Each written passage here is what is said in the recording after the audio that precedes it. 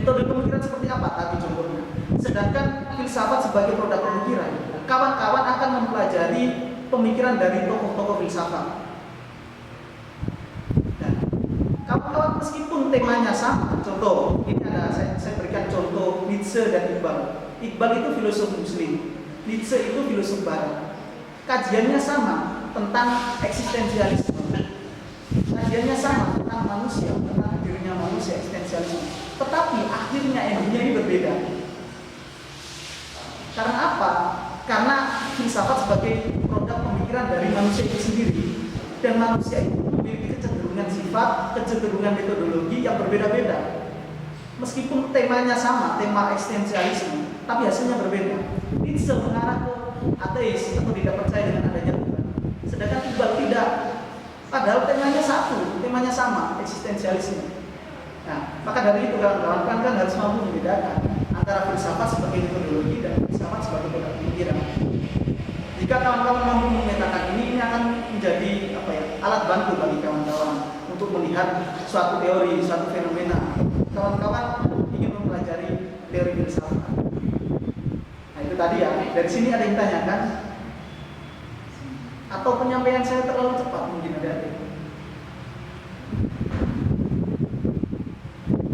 Halo? Menurut saya tidak ada. Tidak ya, paham ya? Insya Allah. Ya. Saya kira tadi yang agak ribet ini di filsafat sebagai produk pemikiran. Jadi tokoh-tokoh filsafat itu memiliki teori, dan teorinya itu sebagai produk pemikiran dari filsafat. Lagi-lagi kalau kawan-kawan mempelajari teori filsafat dari tokoh itu, kawan-kawan juga harus mampu memetakan, melihat perbedaannya, meskipun temanya sama. Karena apa? Karena metodenya berbeda. Karena kecenderungan individu, kecenderungan tokoh itu berbeda masing-masing. Misalnya tadi saya memberikan Nietzsche dan Iqbal, meskipun kajiannya sama tentang eksistensialisme, tentang kehadiran manusia, tentang kehadiran suatu objek, tetapi endingnya, finishnya, goalnya itu berbeda-beda. Nietzsche tidak mempercayai adanya kekuatan besar atau yang kita sebut dengan Tuhan misalnya. Sedangkan Iqbal tidak. Malah Iqbal mengarahkan pusat dan finishing kajiannya ke Tuhan, kira-kira seperti itu. Oke, dari sini paham. Ini kita belum apa-apa, kita belum masuk ke pengantar filsafat. Ya, lanjut. Ya.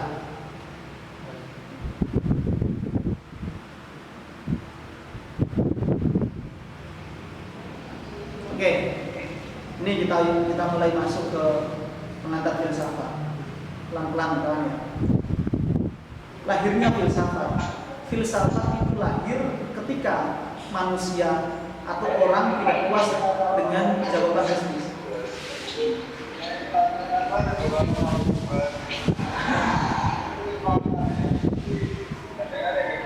Ini yang berisik siapa ya? Kalau bingung. Nah, ya. Filsafat itu hadir dan lahir ketika manusia atau orang tidak puas dengan jawaban mistis terhadap problem kehidupannya. Terjadi perubahan dari mitos ke logos.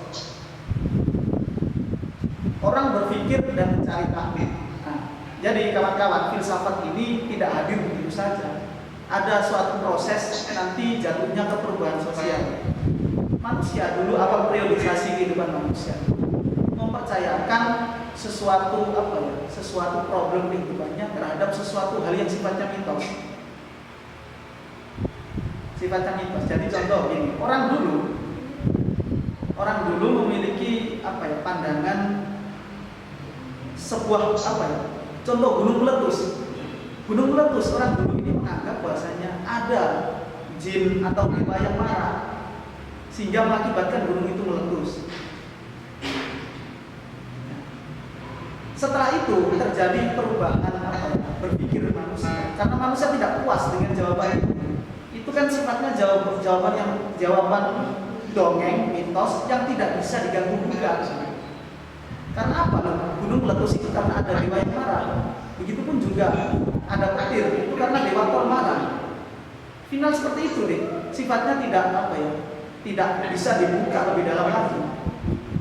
dari hal itu kawan-kawan manusia mulai berpikir lebih maju lagi. Sebenarnya apakah memang benar itu?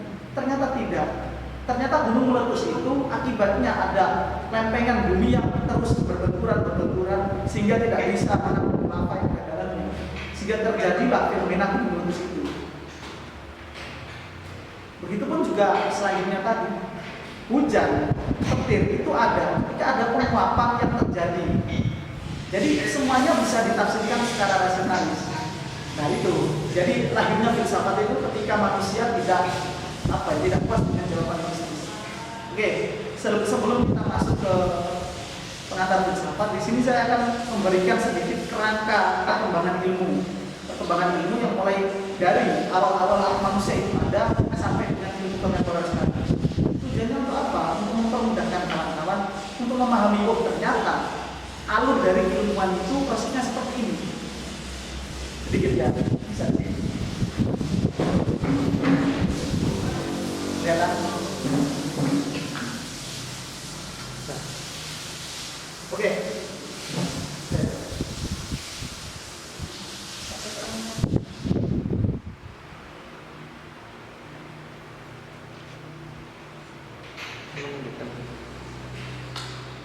Ini saya membuat garis. Ini bayangkan garis ini sebuah peradaban kehidupan manusia, adik-adik. Ini kasih gambar sebelum Masehi. Selanjutnya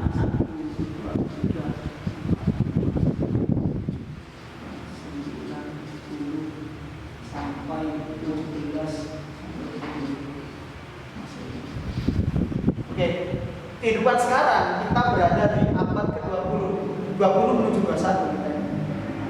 Selanjutnya, bagaimana dengan manusia sebelum Masehi dulu? Manusia sebelum Masehi dulu ini kecenderungannya lebih mengarahkan jawaban-jawaban kebenarannya kepada mitos. Ada problem dalam kehidupan manusia. Ini dipecahkan menggunakan mitos pada zaman ini. Selanjutnya, pada zaman abad ke-1, 2, 3, ini mulai muncullah ilmu pengetahuan yang didasari oleh oleh pemikiran-pemikiran nakal dari beberapa filosof. Jadi setelah ada jawaban filosof ini nggak puas dengan jawaban itu. Di abad ini timbullah mulai ilmu pengetahuan. Peradaban Yunani pada saat itu sangat maju di abad ke-1, 2, 3. Yunani. Kemajuan Yunani. Selanjutnya pada abad pertengahan, kita anggaplah pertengahan ini. Pada abad pertengahan, sebelum ini, pada abad ke-2, 3, 4, dan 5. Ini yang maju adalah peradaban Islam, kawan-kawan. Jadi kawan-kawan kan sering mendengar Islam dulu itu pernah maju di zaman Abbasiyah misalnya. Itu di abad sebelum pertengahan. Nah, selanjutnya setelah abad pertengahan ini Islam sebentar. Abad pertengahan. Maaf. Saya agak lupa. Islam jaya itu di abad pertengahan. Nah, selanjutnya di abad pertengahan ini Islam jaya. Tetapi Barat dan Yunani, saya kelihatan semua. Barat dan Yunani mengalami peradaban yang runtuh. Atau pada saat itu di abad pertengahan ilmu pengetahuan di Yunani dan Barat itu berhenti. Berhentinya kenapa, Mas? Karena ada jawaban mitos dari gereja. Nah, di abad pertengahan ini ada sebuah kekuatan besar yang langgeng, itu kekuatan gereja.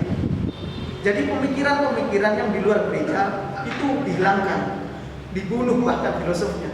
Makanya pada abad ini di Barat maupun di Yunani itu tidak ada perkembangan ilmu yang signifikan. Tetapi berbeda dengan peradaban Islam. Peradaban Islam pada saat itu zaman ini sangat maju. Kawan-kawan nanti bisa searching di zaman Abbasiyah. Itu perkiraan zaman Abbasiyah ada di abad pertengahan. Itu artinya kawan-kawan, perubahan pengetahuan ini mulai maju sampai turun itu ada keteraturan keakuratan dan kekacauan sosial yang mempengaruhi pengetahuan itu muncul. Jadi pengetahuan muncul itu tidak semerta-merta muncul gitu saja. Ada pengalaman hidup yang melatar belakangi pengetahuan itu muncul. Dan ini tadi sedikit contoh pengalaman-pengalaman apa ya, kehidupan yang ada di dunia ini. Selanjutnya di abad ke-17 ini kawan-kawan, ini mulailah Barat mulai muncul lagi. Pada saat itu dominasi gereja mampu diruntuhkan oleh tokoh-tokoh ilmuwan Barat, sehingga Barat mulai muncul lagi. Tetapi di abad 17 ini Islam mulai meredup kawan-kawan, karena terjadi peperangan internal sampai dengan peperangan dengan musuhnya. Ini di abad 17 Islam mulai turun dan turun terus sampai sekarang. Kira-kira kawan-kawan sekarang kan merasakan ya, Islam ini ada di stagnanisasi, jalan di tempat saja, tidak ada perkembangan. Bahkan ilmu-ilmu yang kita pelajari saat ini, meskipun di perguruan tinggi agama, itu menggunakan ilmu-ilmu Barat. Coba kawan-kawan bedah, contoh filsafat, contoh sosiologi dalam kajian sosiologi, yang mendominasi adalah kajian-kajian Barat, bukan kajian-kajian Islam. Oke, kita kembali ke abad 17. Abad 17 ini ilmu pengetahuan Barat mulai muncul, gereja mulai redup. Karena di sini ada pergesekan sosial antara gereja dan juga tokoh-tokoh. Mulai dirinci lagi, ada revolusi industri, ada banyak revolusi. Itu di awal-awal abad ke-16 menuju 17. Sehingga dominasi gereja itu mampu diruntuhkan. Dominasi kaum-kaum pemilik tanah itu mampu diruntuhkan oleh kaum-kaum yang dianggap rasionalis. Nah, di sini mulai muncul ilmu pengetahuan.